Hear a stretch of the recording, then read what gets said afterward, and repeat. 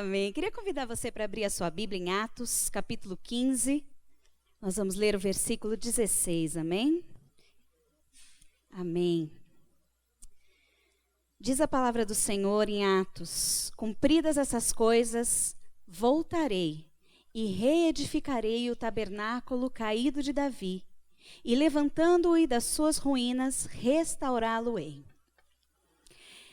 Quando eu me deparei com esse versículo na palavra do Senhor, eu confesso aos irmãos que eu não sabia nem que existia tabernáculo de Davi, muito menos que Deus ia restaurar. Porque, na verdade, o pastor Maurício começou minha pregação aqui falando sobre o tabernáculo de Moisés. Quando nós falamos sobre tabernáculo, nós lembramos desse tabernáculo. O tabernáculo de Moisés. Por quê? Porque muitos capítulos de Êxodo são dedicados a Deus dizendo a Moisés como esse tabernáculo deveria ser construído. Era um tabernáculo muito suntuoso. Não tinha nada lá que não estivesse coberto de ouro, de prata ou de bronze. Não havia só tecido naquele tabernáculo, nas cortinas que faziam as paredes, que separavam os lugares, do átrio, o santo lugar, o santo dos santos, que não fosse de linho fino, que não fosse de material muito precioso, material de realeza, utilizado naquele tempo. E quando eu me deparei com esse versículo, eu falei,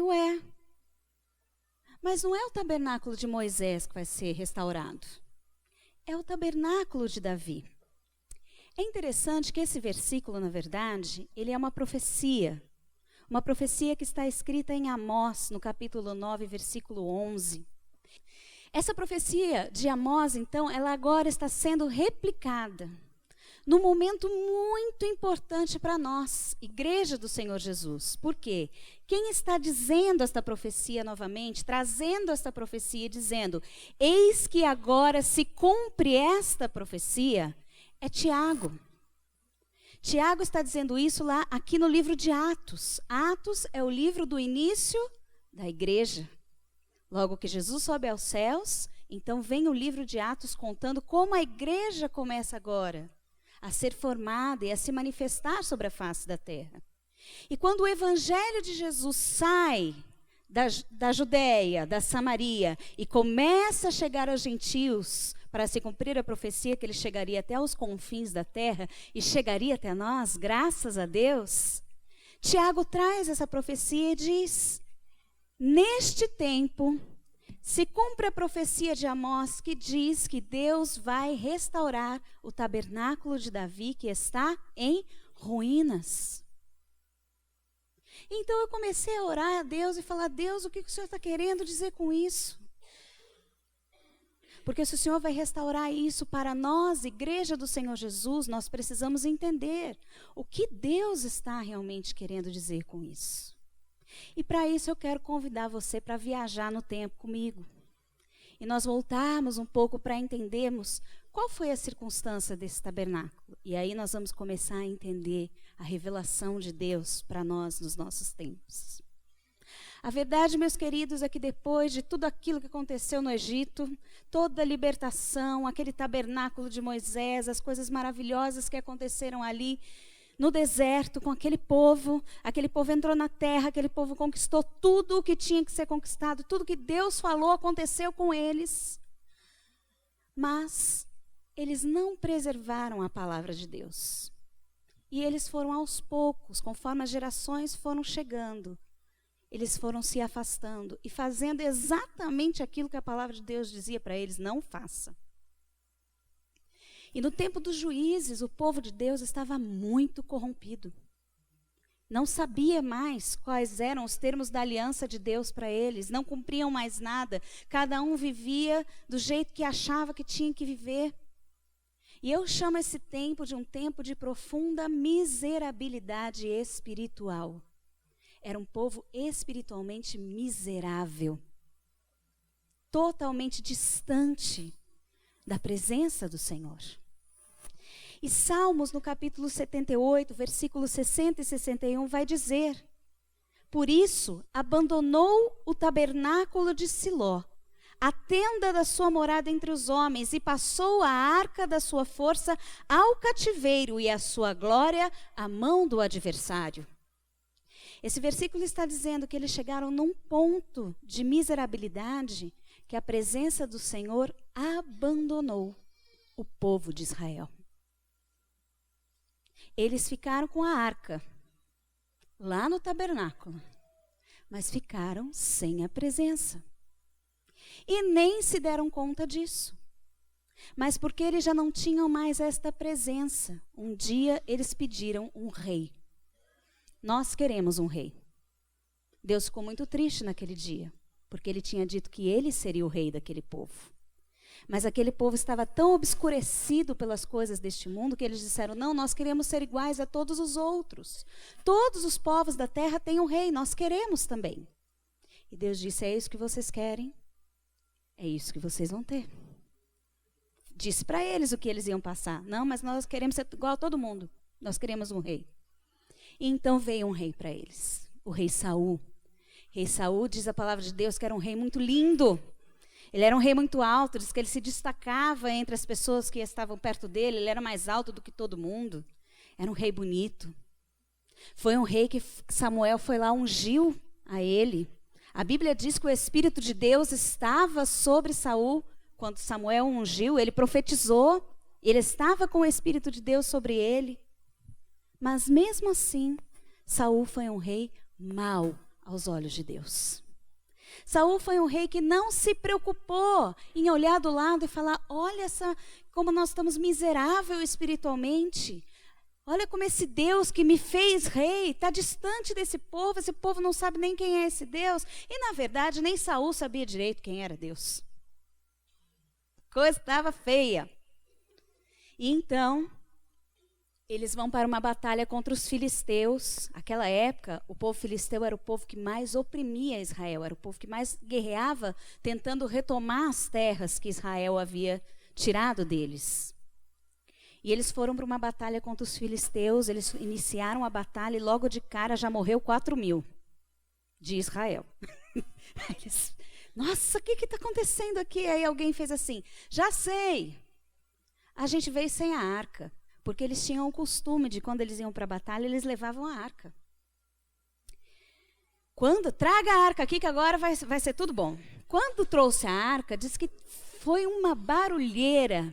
Eles entraram num estado de êxtase, de júbilo, no meio do arraial lá de Israel. Chegou a arca, não sei o quê. Quando os filisteus escutaram, falaram assim: nossa, os deuses deles chegaram lá. São aqueles que tirou do Egito aquele povo, com aquelas grandes maravilhas que a gente ouve falar até agora. Nós estamos perdidos, vamos perder essa batalha. E lá vai o povo de Israel, confiando na arca. E o que aconteceu? Morreram mais 30.000. A arca foi levada pelos filisteus e colocada no templo do Deus deles, Dagom. Ué? Mas eles não estavam com a arca? Mas o que Salmos diz para nós?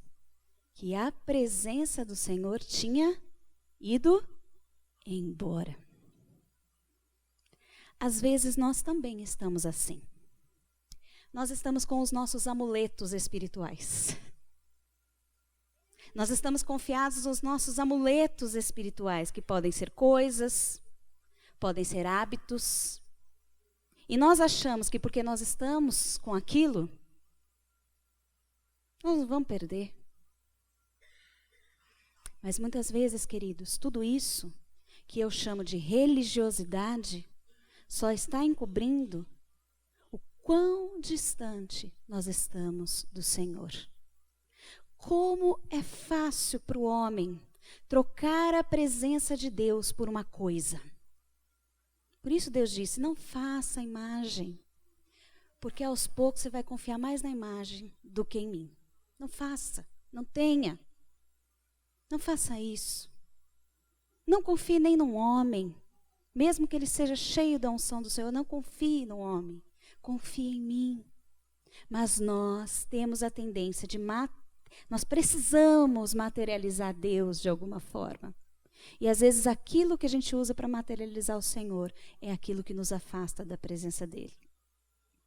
Porque a gente se apega naquilo e vai deixando a intimidade de Deus de lado. Que humilhação. O povo de Israel voltou fugido, sem a arca. Sabe quem tinha levado a arca lá para o meio do povo? Os filhos de Eli. Vocês lembram de Eli? Eli foi o sacerdote que acolheu Samuel no templo. Até os filhos do sumo sacerdote estavam na miserabilidade espiritual. Eles foram mortos na batalha. Quando voltaram, a esposa de um deles, que estava grávida, ao saber que tinha ficado viúva, deu à luz ao seu filho. E diz que ela ficou entre a vida e a morte, e as mulheres queriam animá-la, dizendo, não, mas você tem o seu filho, tem o seu filho. Ela falou, não, a presença do Senhor foi levada embora.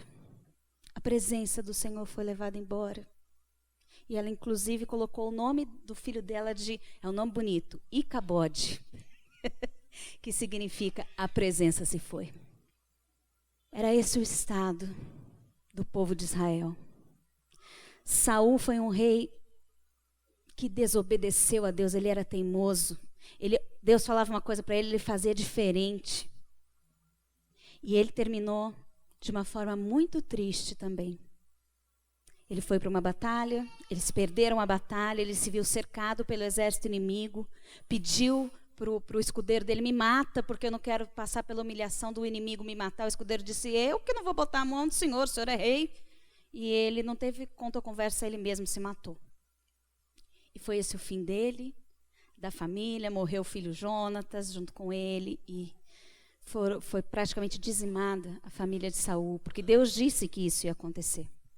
Deus disse. Salmo 52:7 diz sobre Saul, veja um homem que não pedia a Deus que o protegesse. Ele só confiava na sua grande riqueza e procurava segurança na sua própria maldade. Esse era Saul. E ele teve o fim que ele teve. E ele levou um povo inteiro a viver a mesma situação que ele vivia. Eles viviam na idolatria de outros deuses. Eles viviam distantes da voz do Senhor, da presença do Senhor. Naqueles tempos se ouvia muito pouco a voz do Senhor. Então, Deus, ele olha para aquele povo. Eu fiz uma aliança com eles. Eu preciso trazer um rei para esse povo que traga o meu coração para eles. E eu vou procurar, né? E veja que Samuel, ele disse isso enquanto Saul estava vivo para o próprio Saul. Falou, olha, eu quero dizer para você, Saul, que você está fazendo tudo errado. Deus está mandando, você está fazendo errado. Pois eu digo a você que o Espírito de Deus está saindo de você.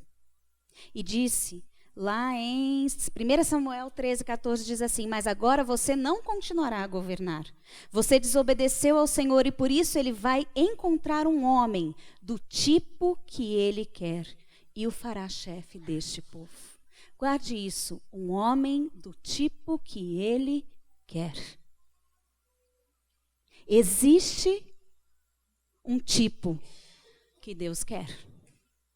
Deus ama todos, mas existe um tipo que ele quer. Existe uma forma de ser que toca o coração de Deus. E eis que ele passa os olhos sobre a terra e encontra ali um menino diferente. Um menininho, não sei quantos anos ele tinha, mas a Bíblia nos relata, por aquilo que a Bíblia vai nos relatando, era desde criança que um menino chamado Davi, o filho caçulinha de um monte de filhos de uma família, que ficava lá cuidando das ovelhas do pai. Ele tinha até função de servo, porque as melhores funções já estavam todas ocupadas pelos irmãos mais velhos. Ele ficou lá, incumbido de cuidar das ovelhas. Este menino era diferente. Este menino fazia parte da mesma geração que estava corrompida ali, fazendo tudo errado. Este menino era um menino que provavelmente, como todas as outras crianças, também não estava recebendo a palavra de Deus como ela deveria ser. Mas havia algo dentro do coração deste menino que o movia. Que quando ele estava ali cuidando das ovelhas, ele olhava para o céu Ele dizia: os céus manifestam a glória de Deus e o firmamento anuncia as obras de suas mãos. Ele olhava para aquela natureza e dizia: existe um Deus que é todo-poderoso. Existe um Deus que criou todas as coisas e eu quero conhecer esse Deus. E então, quando ele olhava para tudo que ele olhava, ele via Deus. E enquanto ele estava ali exercendo o seu ofício, levando as ovelhas a tomarem água, cuidando delas, ele dizia: é assim que Deus faz comigo. O Senhor é o meu pastor, nada me faltará. Ele tinha sensibilidade para a presença do Senhor. E a presença do Senhor se manifestava em todas as coisas diante dos olhos de Davi. Davi era um menino diferente. Havia algo especial naquele menino, irmãos, porque não é natural que uma criança, um adolescente, mate um urso, mate um leão para defender as ovelhas. Um adolescente não tem força para isso, mas Davi ia com coragem. Davi chegou diante de um gigante. Irmãos, o exército de Israel era um exército preparado para a batalha, porque era isso que eles faziam sempre. Agora você imagina todo um exército paralisado diante de um único guerreiro. Tal era o tamanho e a força que tinha aquele guerreiro chamado Golias. E aquele homem afrontava o exército de Israel. Vocês não são o exército de Israel. O Deus que tirou vocês do Egito. Vem, quero ver um para me enfrentar. Ninguém se mexia. Este era o povo acovardado. Porque eles não ganhavam a batalha pela força que eles tinham, ou pela estratégia que eles tinham. Eles ganhavam a batalha pela força do Senhor. E na verdade eles sabiam, eles sentiam que aquela presença já não estava mais lá. Eles estavam sem a arca. Eles estavam sem nada. Mas um menininho chegou ali. Eu gosto do que Davi falou, ele era muito ousado. O Senhor Deus me salvou dos leões e dos ursos e me salvará desse filisteu também. E ele ponta o dedo para aquele gigante: quem é você para vir afrontar o Deus de Israel? Eu vou dizer que eu vou te matar, vou cortar tua cabeça, você vai cair no chão. Porque quem vai comigo é o Senhor dos exércitos. Quem era esse menininho, irmãos? Eu fico imaginando meu filho de 13 anos falando isso. Meu filho, a gente tem um episódio muito engraçado. Nós fomos assistir um show de aqueles negócios de gladiador do tempo medieval. E tinha um cara, era todo cinematográfico, era legal o negócio, né? Parecia de verdade. Tinha um cara que eles faziam de mal, então ele ficava afrontando a plateia, ele apontava a arma, ele ganhava de todo mundo. E o meu filho, ele tinha uns 9 anos, o Rafa, ele começou a ficar com raiva, e aí ele levantou, ele falava assim: porque você vai perder, você é muito metido, você não sei o quê. E o homem viu ele falando isso da plateia. Aí o homem pegou, virou a espada e falou assim: você! E apontou para ele, irmãos, na hora. Não falou mais nada, ficou quietinho. Eu fico imaginando, irmãos, um estado de verdade. Você tem que enfrentar alguém de verdade e ter a ousadia de falar isso. Irmãos, isso é natural? Isso é sobrenatural. Isso é algo que não vem do ser humano, isso é algo que vem de Deus. Este menino, ele é escolhido. Este menino é ungido. E a Bíblia nos revela que a partir do momento que ele é ungido, o Espírito de Deus saiu de Saul e se colocou sobre Davi. Mesmo antes dele assumir o reinado. Ele demorou muito para assumir o trono, depois que ele foi ungido. E então, ele começa a caminhada dele. Quando Saul morre, ele é perseguido por Saul. Saul fica com muitos ciúmes dele. Outra coisa que também denotava a presença do Senhor em Davi é porque quando ele tocava a harpa, os espíritos maus, ele não falava nada. Porque não era a harpa.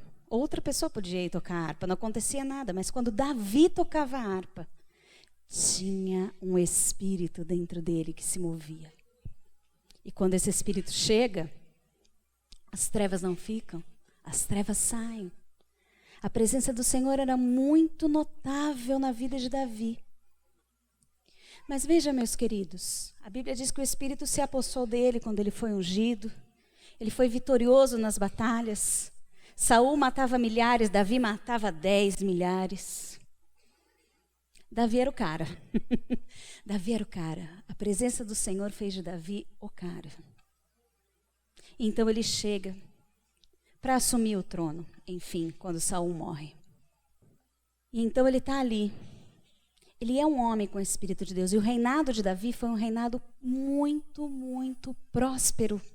Ele ganhou todas as batalhas que ele lutou. Ele fez uma extensão do reino.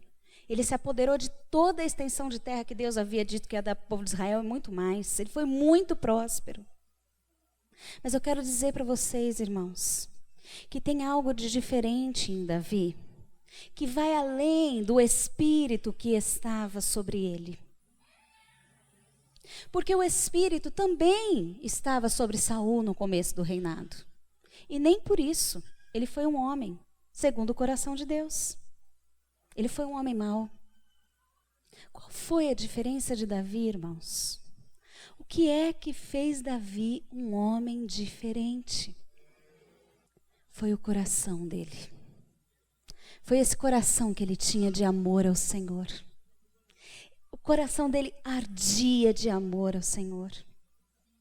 Salmo 52:8, ele diz assim: porém eu sou como uma oliveira verde, que cresce perto da casa de Deus. Eu confio no seu amor para sempre e sempre. E em Salmo 132, ele revela o coração dele. Quando ele foi assumir o trono, ele diz assim: não entrarei na tenda em que moro, nem subirei ao leito em que repouso. Não darei sono aos meus olhos, nem repouso às minhas pálpebras, até que eu encontre lugar para o Senhor, morada para o poderoso de Jacó. Ouvimos dizer que a arca se achava em Efrata e a encontramos no campo de Jaar. Entremos na sua morada. Adoremos ante o estrado dos seus pés. Levante-se, Senhor, entra no lugar do teu repouso, tu e a arca da tua fortaleza. Irmão, sabe quanto essa arca foi roubada pelos filisteus? Ela ficou só 7 meses na terra dos filisteus, porque teve um rebuliço lá. Eles colocaram lá no templo de Dagon. No dia seguinte, a estátua de Dagon estava caída com a cara no chão. Aí eles levantaram a estátua. No dia seguinte, estava caída e quebrada. Eu falei: tem alguma coisa errada aqui. Tira essa arca daqui. Não está dando certo esse negócio. É daquele Deus lá. É aquele Deus que tirou eles do Egito. Tira. Levou para outro lugar.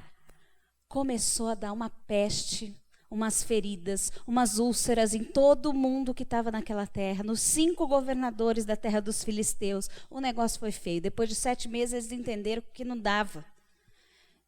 Por favor, vamos levar isso aqui embora, vamos devolver para aquele povo de Israel, que esse negócio aqui está botando a gente a perder. Eles botaram a arca em cima de carros de boi, presta atenção. Eles botaram a arca em cima de carros de boi, soltaram um boi e falaram assim: se esses bois forem direto para aquela cidade lá, é porque realmente era essa arca que estava causando tudo isso. E o que aconteceu? Os bois foram direitinho para a cidade, ali na divisa de Israel. A arca parou lá na cidade.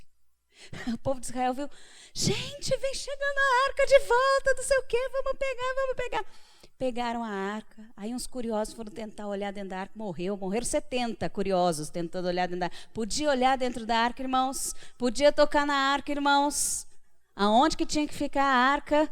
Dentro do Santo dos Santos, atrás do véu, e só o sumo sacerdote poderia tocar na arca. Quando a arca saía de lá, porque eles mudavam no acampamento, ela tinha que ser coberta e carregada pelos levitas. Ela não era carregada assim, todo mundo vendo a arca. Ela era coberta, tinha uma manta especial, e os levitas levavam sobre os ombros, porque eles não tocavam na arca. Eles botavam varões bem grandes e carregavam nos ombros, sem tocar na arca.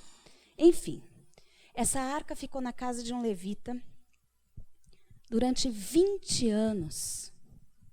Ninguém se deu o trabalho de botar a arca onde ela tinha que estar. Ninguém se deu o trabalho nem de saber o que acontecia com aquela arca. E Davi falou: não, pera lá. Eu não vou começar o meu reinado sem a presença desse Deus. Foi essa presença que esteve comigo até hoje. Foi essa presença que me deu todas as vitórias. Foi essa presença que me livrou da morte, porque Saul queria me matar. Mas eu não vou nem pensar em começar a coisa mais importante que eu tenho que fazer na minha vida, que é reinar sobre Israel sem a presença de Deus. Vamos trazer essa arca. E lá vem Davi feliz. O que ele fez? Botou igual os filisteus. Daí já dá para a gente entender que apesar de Davi amar muito a Deus, ele não conhecia a palavra de Deus. Se conhecesse, ele saberia que não era assim que levava. Então ele fez errado, né? Já botou lá em cima, mas ele estava muito feliz, muito alegre, chamou o povo, e o povo lá, e vamos levar na arca, aquela alegria, não sei o quê. De repente o boi tropeçou, e o carro foi para virar, e a arca ia virar, cair no chão, e o Zá, que estava lá, que não era levita nem nada, falou, deixa eu segurar, senão vai cair. Quando ele tocou, foi fulminado na hora. Ele não podia fazer aquilo. Não toque na arca. E ele morreu na hora. Aquilo que estava a maior celebração, estamos trazendo a arca, virou um luto total. Eles deixaram mais uma vez a arca na casa de outro levita, ele pede, fica aqui. Mais 3 meses ali ficou a arca. E aí Davi falou, pera lá, tem alguma coisa que eu estou fazendo errado.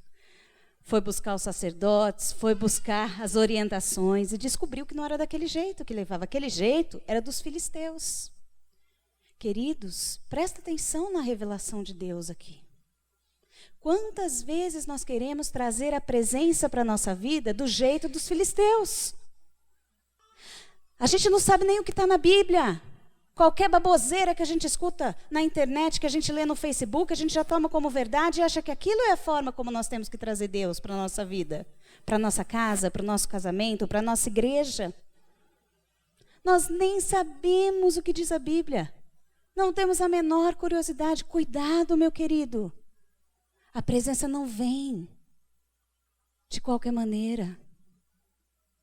O nosso Deus é o mesmo ontem, hoje, será eternamente. Há uma forma de atrair a presença do Senhor.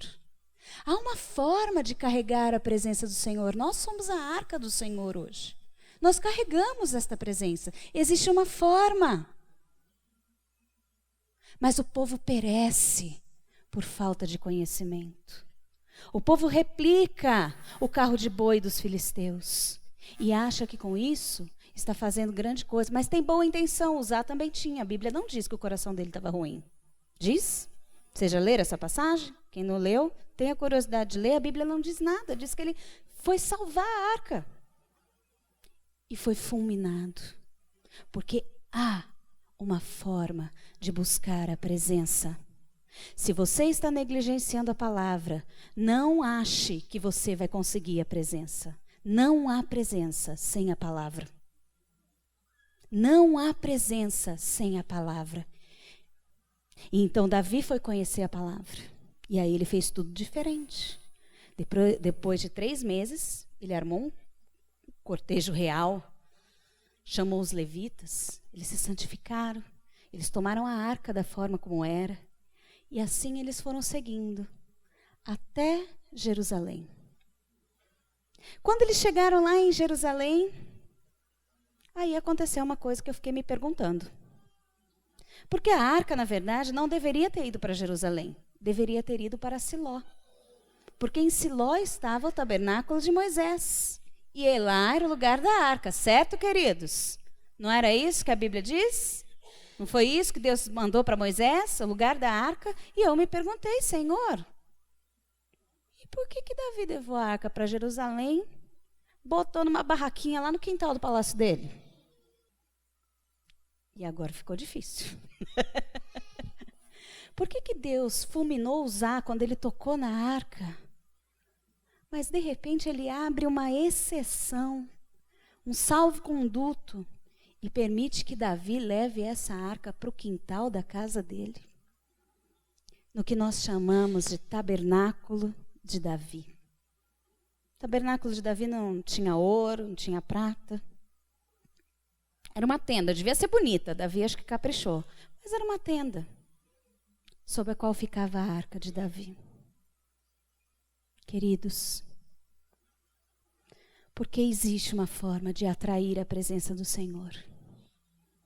Quando nós vemos o tabernáculo de Moisés, nós vemos algo que veio de Deus para o homem. Ele disse tudo o que devia ser e tudo o que devia acontecer naquele lugar, mas de repente, no meio daquele povo, surge um coração sincero do homem para Deus. Surge a sinceridade de alguém que realmente ansiava aquela presença, não porque Deus disse que ia estar junto, mas porque ele queria estar junto do Senhor. Ele respondia com sinceridade dentro do mais profundo do seu ser àquele Deus. Ele queria conhecê-lo, ele queria amá-lo, ele queria estar com ele, ele queria essa presença. Deus olhou aquilo e disse: eu quero estar com ele. Eu me movo em direção a ele. Sabe, meus queridos, Jesus disse isso para nós também. Porque o amor de Deus não é para todos. Deus amou o mundo de tal maneira, deu seu Filho a todos. A salvação é para todo aquele que crê. Não tem distinção. Seja você quem for, a salvação é para você, porque Deus amou a todos. Mas Jesus olha e diz assim: mas eu quero dizer uma coisa. Aquele que me ama será amado do meu Pai. E eu também o amarei e me manifestarei a Ele. Queridos, quando nós respondemos ao amor de Deus de forma sincera e verdadeira, o Senhor se manifesta a nós de forma diferente. Porque Ele quer um amor de relacionamento. Ele não quer apenas amar. O Senhor nos fez para ser amado. O Senhor nos fez para se relacionar conosco. E então, Davi chega naquele lugar e ele representa tudo isso. Sabe qual é a primeira coisa que ele faz naquele lugar? Ele faz um holocausto. Um holocausto é uma oferta de perdão de pecados. Depois que ele oferece isso ao Senhor, ele divide com todo o povo aquela carne, um pedaço de pão e o vinho. Quer mais representação de Jesus do que isso?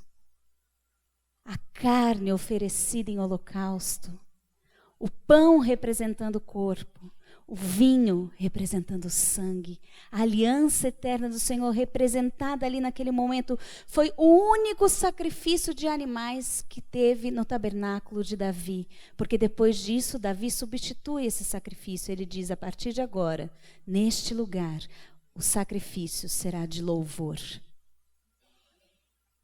Davi amava tanto a Deus que Deus revelou algo muito lindo a ele. Deus revelou a Davi que existe uma forma de atrair e de manter a presença do Senhor no nosso meio. Chama-se adoração. O lugar da presença de Deus é no lugar de adoração. Deus habita no meio dos louvores. Os louvores haviam cessado em Israel, por isso a presença do Senhor tinha ido embora. Mas Davi disse: eu quero esta presença e eu vou manter essa presença com adoração e com louvor. E então ele institui os levitas para que eles comecem a adorar em torno daquela arca 24 horas por dia, 7 dias por semana, sem cessar. Meu irmão, presta atenção. Eu também o amarei. Eu me manifestarei a ele. Deus se manifestou a Davi de forma muito profunda e revelou a Davi a adoração celestial.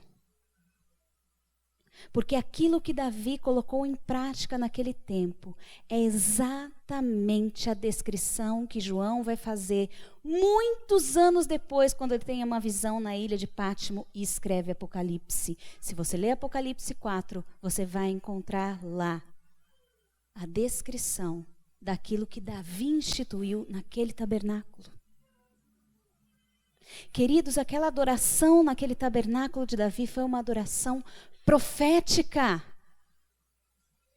Por isso esse tabernáculo, essa adoração, é a adoração que Deus está restaurando no meio da sua igreja. O que Deus deseja, meus irmãos, é olhar para nós e encontrar em nós um coração de Davi. Um coração que acorda ansiando pelo Senhor, um coração que dorme pensando no Senhor. Um coração que olha para todas as coisas e consegue ver Deus nos mínimos detalhes. Será que é isso que nós estamos vivendo na nossa vida hoje? Ou será que a nossa vida é uma reclamação da hora que a gente acorda até a hora que a gente vai dormir? Você reclama da sua cama, você reclama da sua casa, você reclama do seu marido, você reclama do seu carro, você reclama do seu emprego, você reclama do emprego que você não tem, você reclama de tudo e depois você vai dormir reclamando e no domingo você acha que você vai chegar aqui com alguma coisa na mão para entregar para o seu Deus?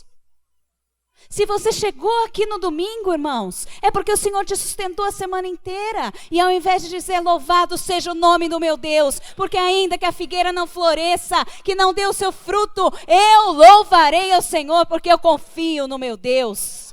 Porque se Ele cuida das árvores, se Ele cuida das aves, se Ele veste os lírios do campo, quanto mais a mim que Ele mandou o próprio Filho para salvar e que sou filho de Deus. Eu vou viver de milagre, eu vou pisar na água e se não abrir eu vou andar por cima porque Ele é comigo. Sabe por que você está afogando? Porque você murmura, porque você reclama, porque você não consegue mais ver Deus nas coisas. Você reclama da igreja, você reclama do pastor, você reclama do irmão que está lá na recepção, você reclama de quem não falou oi para você, você reclama de tudo. E a reclamação, a murmuração é o oposto da adoração. Então eu vou dizer para você, se a adoração atrai a presença de Deus, o que a murmuração faz, meu irmão? Repele. Não foi para isso que Deus nos criou.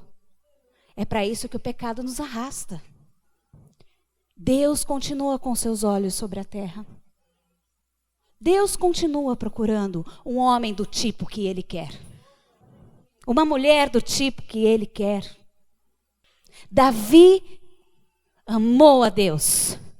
Ele passou pelas piores coisas, meu querido. Ele não foi rei a vida inteira dele. Ele foi perseguido, ele foi quase morto. Ele teve que morar em caverna, em buraco, se fingir de louco para não ser morto. Leia a vida de Davi na Bíblia. Não foi fácil. E a vontade de matar Saul quando estava na mão dele, e ele dizia, não, mas eu não vou tocar no ungido do Senhor. Ele passou pelas dificuldades, ele perdeu filho, ele cometeu coisas terríveis, foi assolado, sim, pelas coisas deste mundo, e às vezes ele acabou cedendo. Mas ele foi um homem segundo o coração de Deus, porque ele amava esse Deus acima de todas as coisas. Quando Davi errava, ele sabia, fiz errado, desagradei meu Deus, e agora ele sofria. Ele se jogava diante daquela arca que ele trouxe ali e falava, Senhor, até quando eu vou sofrer e os meus ossos vão doer? Eu estou arrependido, eu calei o meu pecado, mas eu quero confessar, porque eu te amo, Senhor, eu não posso ficar longe de ti. Eu te anseio, eu te anelo. Assim como a corça quer a água, tem sede, eu quero, Senhor, a tua presença. Irmãos, isso moveu o coração de Deus. Isso revelou a Davi um pouco do céu. O que era o céu? E então agora vem Tiago dizendo, esta profecia se cumpre nesse tempo da igreja de Jesus. Eu restaurarei o tabernáculo de Davi, que estava caído. Eu queria que você abrisse comigo, agora eu quero que você abra. No capítulo 5 de Apocalipse. E eu queria que você prestasse atenção. Jesus, quando esteve na terra, ele olhou para aquele povo que estava com ele e disse assim, cumpriu-se hoje a palavra, é chegado o reino de Deus. E eu vou contar para você agora em Apocalipse o que aconteceu no céu. Porque aconteceu algo no céu. Vamos ler junto? Então, eu vi na mão direita daquele que está sentado no trono, um livro em forma de rolo, escrito de ambos os lados e selado com 7 selos. Vi um anjo poderoso proclamando em alta voz, quem é digno de romper os selos e de abrir o livro? Não havia ninguém, nem no céu, nem na terra, nem debaixo da terra, que podia abrir o livro ou sequer olhar para ele. E eu chorava muito, porque não se encontrou ninguém que fosse digno de abrir o livro, nem de olhar para ele. Então um dos anciãos me disse: não chore. Eis que o leão da tribo de Judá, a raiz de Davi, venceu para abrir o livro e os seus 7 selos. E então eu vi um cordeiro que parecia ter estado morto, de pé, no centro do trono, cercado pelos 4 seres viventes e pelos anciãos. Ele tinha 7 chifres, 7 olhos, que são 7 espíritos de Deus enviados a toda a terra. Ele se aproximou, recebeu o livro da mão direita daquele que estava sentado no trono. Ao recebê-lo, os 4 seres viventes e os 24 anciãos prostraram-se diante do cordeiro. Cada um deles tinha uma harpa, ou seja, eles tinham música. E eles tinham uma taça de ouro cheia de incenso, que são as orações dos santos. E eles cantavam um cântico novo. Tu és digno de receber o livro e de abrir os seus selos, pois foste morto. E com teu sangue compraste para Deus homens de toda tribo, língua, povo, nação. Tu os constituístes reino e sacerdotes para o nosso Deus, e eles reinarão sobre a terra. Então eu olhei, ouvi a voz de muitos anjos, milhares e milhões de milhões. Eles rodeavam o trono, bem como os seres viventes, os anciãos, e cantavam alto, em alta voz: digno ao Cordeiro que foi morto, de receber poder, riqueza, sabedoria, força, honra, glória e louvor. E até aqui, irmãos, ele está narrando o que é o céu. Mas quando esse Cordeiro toma o livro, e enquanto eles estão cantando, seres celestiais cantam, veja o que diz a palavra. E depois eu ouvi todas as criaturas existentes no céu, na terra, debaixo da terra, no mar, e tudo que neles há, que diziam: àquele que está sentado no trono e ao Cordeiro, seja o louvor, a honra, a glória e o poder para todos sempre. Meus irmãos, a morte de Jesus trouxe o reino de Deus para nós. A partir de Jesus, eu e você estamos ligados à adoração celestial. Eis o tabernáculo de Davi sendo restaurado no nosso meio. Por isso agora os olhos de Deus olham. Eles passeiam hoje neste lugar. E Ele diz: eu procuro adoradores que me adorem em espírito e em verdade. Eu procuro um homem e uma mulher do tipo que eu quero. Sabe qual é o tipo que Ele quer? É o tipo que Ele criou para adorar e para louvar o nome dEle. Eu procuro homens e mulheres que têm fogo no seu coração. Eu procuro homens e mulheres que queimam de amor por mim. Procuro homens e mulheres cheios da minha fé. Eu procuro homens e mulheres para me revelar a eles. Você tem sede da revelação de Deus na sua vida? Você tem pedido para que Deus se manifeste para você? Será que quando se levantam pregadores e você vê eles trazendo aquelas palavras vindas do trono, você diz: Senhor, se revela dessa forma para mim também. Eu te amo tanto. Eu quero que o Senhor se revele nessa profundidade para mim. Eu quero dizer para você, meu irmão, você pode. Mas é preciso que o coração esteja queimando de amor pelo Senhor. Nos últimos dias, diz a palavra, que esse amor ia esfriar no coração de muitos. Talvez você olhe para o seu coração e fala: nossa, o meu está que nem daquela igreja. Eu preciso voltar para o meu primeiro amor. Eu preciso disso na minha vida não tem nem sentido mais. Eu estou que nem essa pessoa que você disse aí, Cris. Eu reclamo a hora que eu acordo, até a hora que eu vou dormir, sim. Não tenho fé, não tenho forças. Domingo aqui o pastor chama, sexta-feira vamos orar. Na minha cadeira eu falo, eu venho sexta, chega na sexta, eu não venho. Já estou desanimado na sexta-feira, a semana foi terrível. Há um Deus que passa os olhos esta noite sobre este lugar. Queria convidar você para fechar os seus olhos. Para que você deixe que o próprio Espírito Santo de Deus ministre no seu coração. O que é que Jesus fez por você naquela cruz? O que é que aconteceu no céu? O céu entrou em êxtase.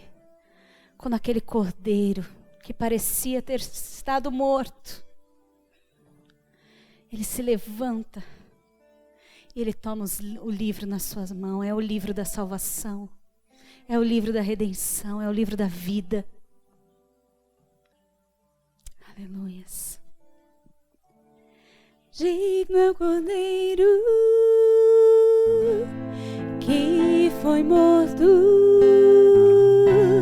Santo, santo Ele é. Ele é lindo. Um novo cântico